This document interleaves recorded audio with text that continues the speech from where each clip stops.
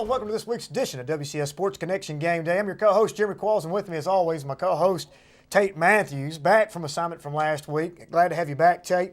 Let's round up the WCS Sports Conference year as we finished out the year with the Spring Fling. There are 5 sports happening at the TWSAA Spring Fling, soccer, baseball, track, and softball, and tennis as well. And the WCS Sports Conference, Tate, did extremely well at the Spring Fling this year. Yeah, they did. We always do, but it was, we're probably going to have at least one representative in soccer. We had 2. We're going to do well in track. Usually Ravenwood or Brentwood does great. Both of them did great this year. Centennial's up there now. Independence knocking on the door. So everybody was represented about softball. Everybody was represented except softball. And don't forget, Ravenwood lost in the sectionals to Wilson Central, who ended up being the AAA state champions. So, they got beat by the best team in the state in the sectionals, or they would have been there. Just a great, great performance. It just goes to show Williamson County schools and sports conference very strong in the fall sports. We're also very strong in the spring sports as well. Well, you mentioned the softball. 21 of the 22 sanctioned sports, the WCS Sports Conference had at least one representative in the state tournament. And unfortunately, like you said, they got beat by the eventual state champions, Wilson Central. But let's start on the tennis side of things. Boys tennis singles in the AAA division, Stephen Carl of Ravenwood High School comes out as a champion. Unbelievable. What a great player he is. I can't remember how many years in a row that is now. Obviously, his brother, Sean. It's a great story anyways, but then, on top of what has happened with his older brother, and then he just took right over for him. I think it's 5-6 years in a row that a Carl, both of them went to Ravenwood High School, have been state champions. So not only was it a dominating performance, it's a really neat story as well. Well, the family lineage in the tennis world everybody knows the Carl family and what they bring.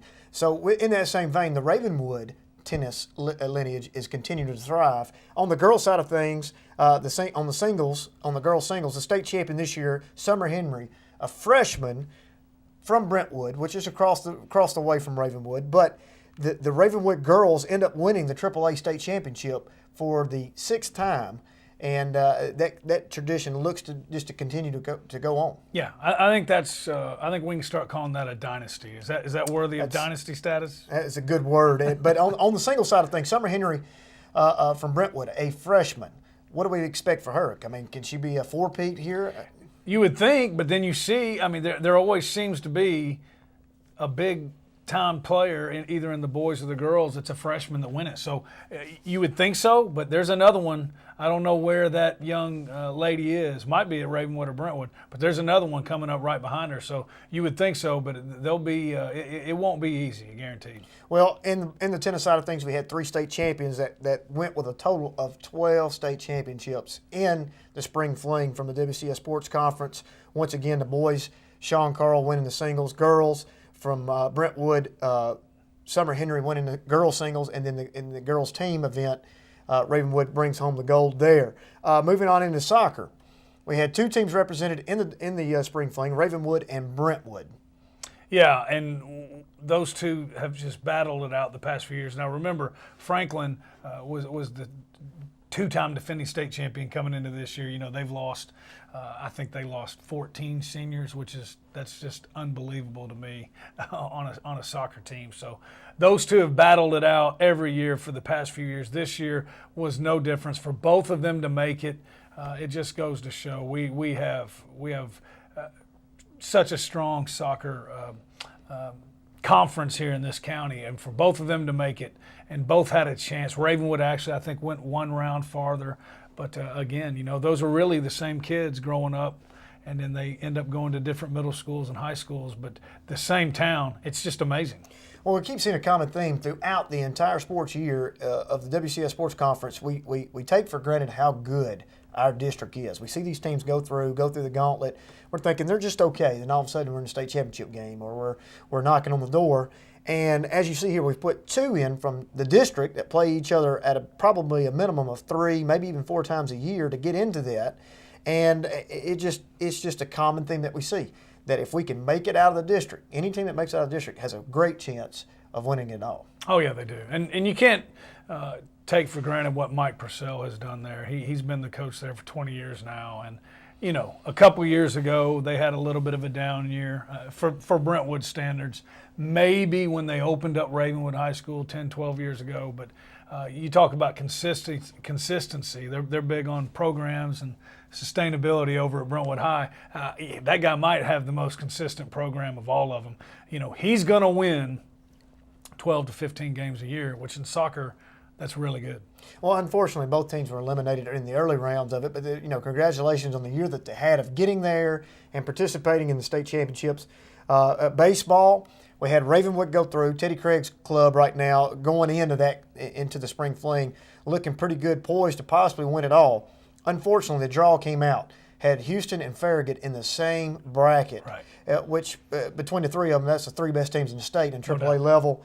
Run into a buzzsaw there, lost their opening game to Houston, turned around and won, and then had to play Farragut in the elimination game, and unfortunately came up on the short side of the stick there. Yeah, unbelievable year for the Raptors.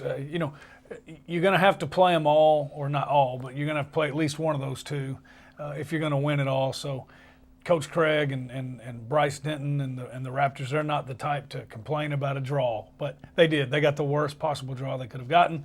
Another unbelievable year. I heard Coach Craig talking about it and Coach Boffman to only lose 2 games in the district they were in this year. That's unbelievable. So a great year by them, just came up a little bit short. But I think in baseball, kind of like the state basketball tournament, if you make it to the tournament, yeah, the goal is to win the whole thing. But if you make it to the state baseball tournament, especially in AAA, that's something to hang your hat on. And that's, you just mentioned too, Centennial, 18, 19, 20-game winner this year. And Summit had a good year, and all these teams that they have to go through just to get to that point and get up there. Bryce Denton, like you said, this week will be working out with one of the 6 teams that he's working out for Major Leagues. He's working out with the New York Yankees in Tampa, and I wish him the best of luck. Here's a feel-good story right here from a kid that is an unbelievable player. He's a game changer. I mean, they get up there, they have to pitch around him, wherever he is in the lineup. If you happen to get bases loaded or somebody on, they have to pitch to him. There's a good chance he's going to clear the bases and get some folks in. I mean, he is a complete game changer in baseball. Yeah, he is, and quality kid too. Obviously when your options are go to Vanderbilt and play baseball, or are you going to go play in the major leagues? When you're that good at baseball, you probably ought to be playing just baseball. But to show what a great kid he is on the side of what kind of person he is, Coach Hester, Coach Whitlock, they can't speak any higher of the kid than they do, and they don't even coach him. Well, he like I said, he's working out for 6 teams. He has Vanderbilt on the table. I think Coach Corbin at this point in time realizes that the fact that his predicted rank in the draft is around the 30s, mid-30s, 33, I think is one number that I've seen, that there's a good chance that he will never step foot on campus at Vanderbilt. Yeah, there is, and good for him. I mean, when you're going that high, it's a really neat thing. The first guy I remember doing it was Hal Garrett, but the way they do it now, they build in, I believe, 4 years of college or 8 semesters of college into that contract. So you go that high and you're guaranteed to get 4 years of Vanderbilt paid for. I'd say that's probably, that's a good problem to have. Absolutely. We're moving into the track and field thing. We had 131 student athletes from the WCS Sports Conference that competed at the TWSAA Spring Fling. I'm not sure. I don't know what the numbers are from the other districts and regions, but I can almost bet that 131 is second to none. Well, if you look at the top 5 in the women's and the top 6 in the boys, I guarantee you we were the most. We've got 3 in the top 6 on the boys in Ravenwood, Brentwood, and Centennial, and then Ravenwood and Brentwood 2 and 3 in the girls. So that shows through, and they didn't do that by winning. Like Coach Sig always says, it's track and field for a reason. Those field events, they count the same. Those distance events, they count the same. So we're not winning the 100 and the 200, but we've got all those kids in there, and those points all tally up, and you see it in the final team rankings, standings. In addition to those individuals that we had 6 of our 8 teams represented that either logged points or got points for their events at the meet. Indy, Franklin, Ravenwood, Brentwood High School, Page, and Centennial all had points, like you said. Brentwood girls finishing the track and field competition as a team in second. Ravenwood girls also, I apologize, Brentwood finished third, right, and Ravenwood girls finished second. And on the boys' side, Brentwood boys finished second, and Ravenwood finished 4th. And, I mean, that's just Centennial 6. in Centennial 6. From a team standpoint, to go in there and have to get the amount of points that you have to get to even get to the top 10 is pretty remarkable. Well, and you actually put a video of it on Twitter, so if they haven't seen it, go watch it. Every time I think, oh, that's my favorite event, or that's the most impressive. Hey, watching Emmanuel Hall high jump 6'10", that's something, man. And that was pretty neat. Oh, that was. And he had room. That was great. I was there, happened to see it, and it's one thing as a high jumper to go into.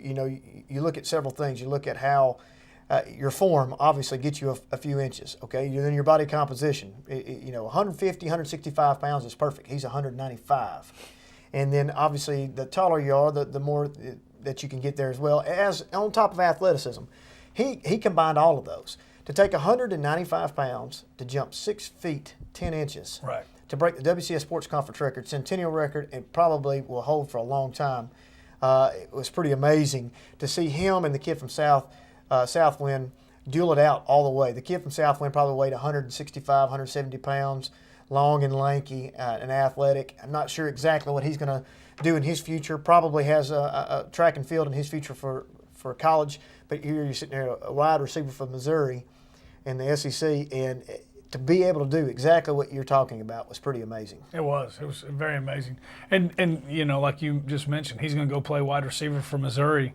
I would, get down on the goal line. We're going to throw a jump ball. I know who I'm throwing it to. Hey, you were a high jumper in high school. Were you a scissor kicker, or did you jump like? I did do the scissor. I did the Flosberry flop, and I jumped 6'9"3/4", and I was pretty impressed by that. That's until I saw impressive. 6'10". I was 150 pounds, looked like a wet dish rag going over. This guy's 195 and looks like an Adonis jumping. But congratulations to him. They get to 7 feet, thinking the whole time. And when you go from that, 2 inches is like a mile in the high jump. I attempted 6'10" several times, and it just felt like. And that was a 1/4 inch. Now, going up another 2 inches from 6'10" to 7 feet was pretty amazing to watch both of them, and it's a mental aspect at that point in time. Both of them had the athletic abilities to clear it. And you kind of watch by the shoulders, you kind of watch by the hips to see where the clearance happens, to see if they had it. You are correct. Both of them had the ability to do it, but it mentally comes down to play some point in time. Can I jump this? Not sure either one of them at that point in time in the competition thought that, and when Emmanuel faulted on his 3rd time, I think the kid just kind of went up there and tried the 3rd time, but he knew he had it won due to the amount of faults building up to that. So Emmanuel Hall places 2nd. They end up finishing both at 6 feet 10 inches, but then it goes back to the faults, and he gets runner-up, but does break records going into that. So let's do a quick rundown of our championships here on the track and field side. The boys track and field 800-meter runner Matt Rainey from Ravenwood wins the state championship. Jordan Thomas, senior at Centennial 200-meter dash champion. Boys track and field 4x18 from Brentwood ends up winning the gold there. Boys track and field pole vault. Peter Lishner and his sister Mary Lishner both sweep the boys and girls AA pole vault. That's pretty awesome to see. Girls in track and field, the mile run, AAA Haley Hendry, junior at Brentwood, wins it. 3,200-meter run, Haley Hendry also wins the mile and the 2 mile for the AAA. Girls track and field, 300-meter hurdles, Amber Tanner, junior from Ravenwood. I don't think there was any surprise there, favorite going in. No. Long jump AAA, Sophie Rovenstein, sophomore from Brentwood, wins it. I think that was a surprise for her to come in there as a sophomore and win it. And the pole vault, like I said, Mary Lishner from Page wins the boys and girls. So we had 12 total state champions in spring fling. Excellent, excellent year for the WCS Sports Conference. When we come back from break, we're going to finish up the spring fling, and then we're going to talk about the Wilkos. Stay with us. We'll be right back.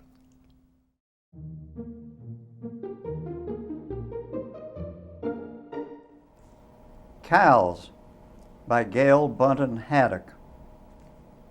Resting triangled into the ground with upjetting ridges and cavernous hollows down swooping, hulking, living landscapes, breathing, cud chewing, nonchalantly flicking their tails, quiet and velvet-eyed, peaceful, peaceful.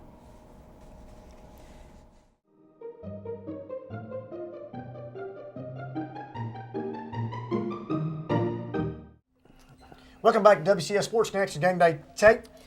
Successful year in the spring fling. We had 12 first-place champions. We had 8 runner-ups. And now we're going to talk real quick. 13 third place. That gets you on the podium and worthy to note. Boys track and field, 800-meter run. Jonathan Helton, Jr. at Centennial, 3rd place. He has a bright future ahead of him at Centennial. 1,600-meter run. Gavin Hasty, senior at Brentwood High School, places 3rd.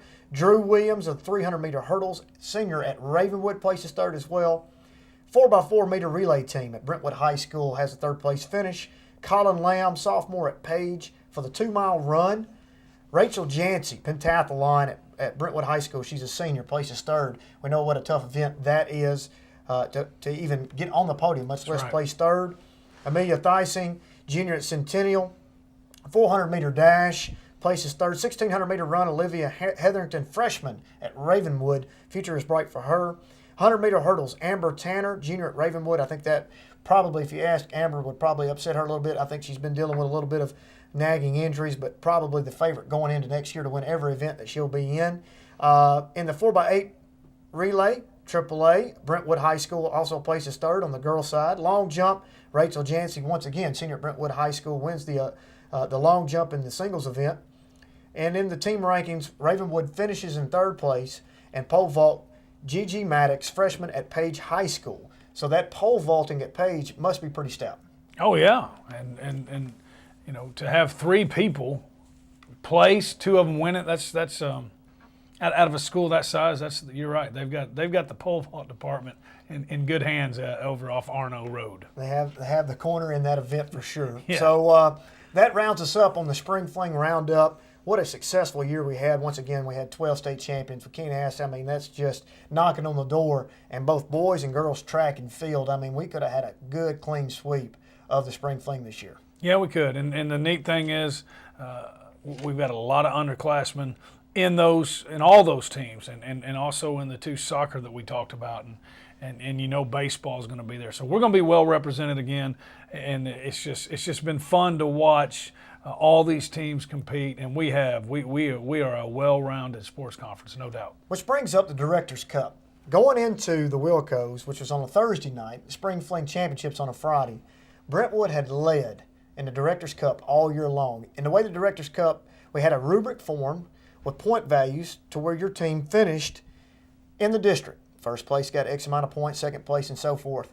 And those point totals were combined over the entirety of the year to see who was winning. Brentwood had led the entirety of the year up until the last night, going into spring fling.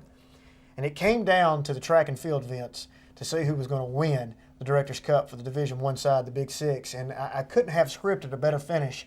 Ravenwood ended up with more points over the spring fling, which vaulted them into first place, winning the first ever WCS Sports Conference Directors' Cup. Yeah, it's amazing. That was the way you wanted it when you designed it and you put this out there. This is what you wanted. You wanted it to come down to the end, and it did. And you could almost feel it coming, though. You know, like you said, Brentwood had led all year long, but then, you know, with the way Ravenwood performed in tennis, and then they went one round farther in soccer. Obviously, baseball was there, and then the way track and field was going. And you know, I saw a quote by Coach Sig, if you were playing checkers at Cracker Barrel with Ravenwood and Brentwood, it's going to be competitive. Anyways, so they knew what was on the line here, and it just was. It was fun to watch, and they did. Ravenwood just came storming right past them and got the first ever Directors' Cup. Congratulations to them. That's a big deal. I was loving it because that morning, on Friday morning, I was getting texts and phone calls from the Brentwood side. Where are we? What's the points? Yeah. How do we have to do it? They had it broken down, figuring out if they won this event, they would get it, or if they did this. And, you know, and that's what it's all about. We're trying to, you know, get those secondary sports. Track and field may get overlooked a lot of times outshined by football and baseball and basketball and all of your front porch sports, but track and field in the Directors' Cup brings just as much, brings just as much to the table as those other sports. That's right, and the tennis too. I mean, if tennis doesn't win state championship in the girls' team, and then Sean Carl, you know, I don't know how much that played into it, but right. I know it did some. Might be talking there might be a different plate on there this year than that. So that's why it's called the Directors' Cup. That's right, and also funny. We saw over the weekend. We saw that the Tennessean had done a all-encompassing Capital One Cup, kind of similar in the same thread that we're doing it. to all the high school sports, the most, the winningest high school program, athletic program. Ravenwood comes in at second. Now, I have some ifs and buts and doubts about who got first. Let's just say it was not a public school, so we're going to say that we were Ravenwood was a top public school athletically in the state of Tennessee this year. And that's saying something. When you look at the Farragut's over in East Tennessee, the Hardin Valleys, you look at the Houstons in Memphis, that's saying something, man. I'm not talking about just football, basketball. We're talking about all around athletic departments, and with what Farragut does year in and year out, and that Ravenwood topped them. And Farragut probably has 2 times as many students as well. So, yeah, I'm with you. I'm going to give them the number one. When you're talking about finishing number 2, but they're competing in AAA, I'm with you. I think they were the number one athletic department in the entire state, and that's really big. It is worthy to note, like you said, that the first place team was not on the AAA level. It was on the AA level, but, the competition levels are not sure. It's like comparing apples to oranges, but to be in the same town as Brentwood and knowing that the success rate that Brentwood has on top of Ravenwood, and the first place team not even having any competition. I mean and not only those two, you've got 6 schools within the district that are competing for kids to come to their school and compete athletically. Yeah, and I think sometimes people. Maybe they just don't know. I mean, with what we do, we know. But again, I don't want to lose sight of that. We're AAA, 6A, whatever you want to call them, schools, but we are not big ones. You look at the Riverdales, the Blackmans, the Wilson Centrals, the Lebanon. Those are all 2,000 or 2,000 plus student bodies. Well, what are we? We top out about 1,500, 1,600. Well, we have one school that tops out right at the 2,000 mark. That's for one more year. That's Ravenwood for one more year, right. And Nolensville will open, but. Yeah, we're around the 1,700 average for the Big Six, and that's saying a lot. Yes. So, that kind of capped off the night that we had at the Franklin Theater, was giving out the Director's Cup at the end. Page won the Director's Cup for Division II group, beating Fairview out. Nolensville will join that group starting 2 years from now. So there'll be 3 teams competing for that. But Page did a remarkable job all year long as well. Winning in their events and winning in their own district. Yeah, they did, and they made the state soccer tournament on the boys' side. Coach Clapp doing a great job there, so they had a lot to be proud of this year. Absolutely. So that takes us into the Wilkos. So let's talk about the Wilkos. I'm curious from you, Tate, being a innocent bystander that night, getting to see this event with your own 2 eyes. Let's give the public a little bit of insight of what you saw, how you felt about the Wilkos. Well, obviously I've been talking to you about it for a while. You've been filling me in and giving me updates, and I've kind of given you the title I give to Dr. Todd Campbell. If Todd Campbell tells you something, it's going to be good, then it's going to be good, and I'm giving that to you too, and I mean that in all seriousness. Game day. Trust me, this thing's going to be good. What a great thing it's been. And the Wilkos, it was first class all the way. And I think, I know you had a lot of help with it, Deb Enright and people like that. Everybody that went into it, I don't think it could have been any better, especially the first time. And to think that that's a bunch of high school young men and women that got to be a part of that. It was first class all the way. I thought it ran well. I was very, very impressed. The venue was perfect. The black tie was just really neat, and so I thought it went well. I thought it came off well, and everybody that I talked to gave nothing but rave reviews. Well, you're talking about the way it looked. Well, I can't say enough about Street Tuxedo, Yeah. As well as you've worked with those guys, and what John and those guys did for our sports conference was phenomenal. Not only did they look the part, you could tell with the kids once you spoke to them about the night, as they got off the Franklin trolley and they came down to the red carpet to be interviewed in those tuxedos. They not only looked the part, but they felt the part. They did, and it just goes to show. We talk about it all the time, but I think it's a big part of it too. Not only are they great athletes, or they wouldn't have been there on that Thursday night, but they're all well spoken. They all have great personalities. They all have, Van Jefferson. The only thing he's got better than being a wide receiver, he's got the greatest smile. There's just some good kids. Jenny Roy. I mean, she is mature. I couldn't have got up and spoke in front of a camera like they did when, 17, 18 years old. And you're right. They got there on that red carpet. They got in front of it, and you could just tell. It was written all over their faces. They were having a good time. Well, the night couldn't have been complete without Jackson Life taking care of a lot of things. The whole night presented by Jackson Life. Unbelievable. Stepped up to the plate for us. This was something that I've been here for 6 months. Going into this, people think I'm crazy. We start the game day, what are you doing? Why are we doing this? And all of a sudden, they're mad at us for not going to their school. And then we go into this and why are you doing this? I'm like, well, because of exactly what you said. It's about the kids. And we have 4,200 student athletes. And it was nominated and whittled down to the top 66 athletes. Every one of those kids that you talk to, well-spoken, great positive outlook on everything, bright futures. That's what it's about. Successful on and off the field, and it takes a guessing out of it once you see them and talk to them, and especially in this event, they had the look, the feel, they talked, they spoke well. I can't say enough about Dr. Matt Harris, what he stepped up to the plate on the Courage Award there with Nick Axon. Unbelievable video they put together. That was moving. And good enough for 30 for 30 Qualls, if you ask me. Yeah. Scoreboard stepping up all the way down to we try to take care of all the details, all the way down to the challenge coins that they were given. I thought that was going to be a little bit more sentimental to them down the road in the future versus a plaque. This is something they can keep. It's not big. They can look at and pass down if they want to and say, hey, I was a part of the inaugural Wilkos. Delic stepped up as well as one of our sponsors, taking care of the actual category winners. We had some unbelievable category winners. Mayer Builders, John Mayer stepping up to the plate, donating $5,000 to Jackson Sweat for winning the Sportsmanship Award. That probably got the biggest aha moment of the night when he revealed that he was given that scholarship. Without a doubt, yeah. I didn't know that's what he was getting, and everything was just. It just all went together well. The big check they brought out, like you see that on TV, and it was neat, man. It was, and then when you hear what all the young men did, he was very well deserving of it. So, I'm with you. I know my wife and my sister-in-law and brother were with me, and that got some oohs and ahs out of them too. We were sitting up at the balcony. We were with the streets from Street Tuxedo. Very neat.